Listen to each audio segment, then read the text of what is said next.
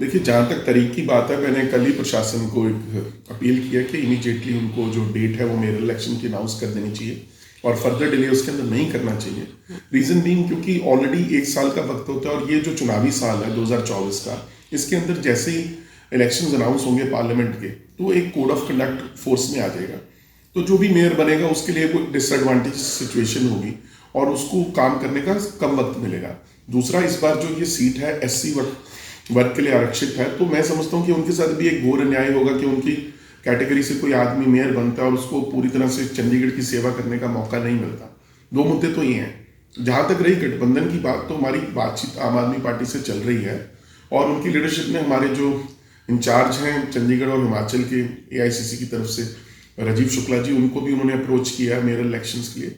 मेरी भी कुछ लोगों से यहाँ पर बातचीत हुई है। मेरा सिर्फ ये कहना है इसके अंदर कि जो मेयर इलेक्शन है वो आइसोलेशन में नहीं हो सकता, उसको हमें पार्लियामेंट में सीट के साथ ध्यान में लेकर ही कोई गठबंधन की बात की जा सकती है।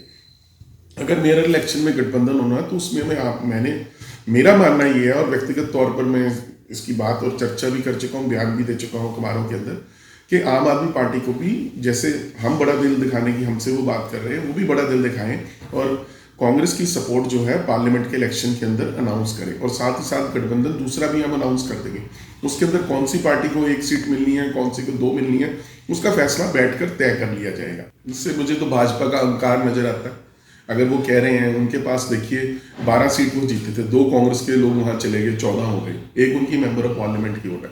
पहले तो शहर की जनता ने उनको मैंडेट नहीं दिया था, ज्यादा सीटें आम आदमी की पार्टी आई थी, सबसे ज्यादा वोट शेयर कांग्रेस का था। तो ना वो वोट शेयर में आगे थे, ना वो सीटों में आगे थे।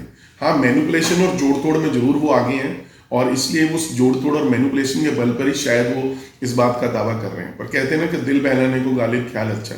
इस बार इतनी आसान नहीं होगी राह, मैं भाजपा के लोगों को बताना चाहता हूँ।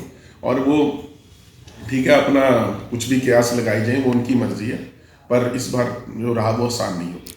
सर, क्योंकि राम मंदिर का भी स्थापना 22 जनवरी को है, तो क्या लगता है कि इलेक्शन का प्रभाव तारीखों पर पड़ सकता है? अब ये तो प्रशासन को फैसला ना, मैं समझता हूँ कि वो एक अलग प्रक्रिया है। पिछली बार भी 16-17 को चुनाव हुआ था, उससे पहले पहले चुनाव कर देना चाहिए। कोई काउंसलर्स का ऐसा नहीं है, कोई ठीक है, मैं तो कहता हूँ 22 को अगर बड़ा प्रोग्राम है तो उससे पहले 16-17 को फ्री हो करने सभी को, ताकि सभी अपने जो भी उनका शेड्यूल है उसके हिसाब से उस राम मंदिर के प्रोग्राम में पार्टिसिपेट करें।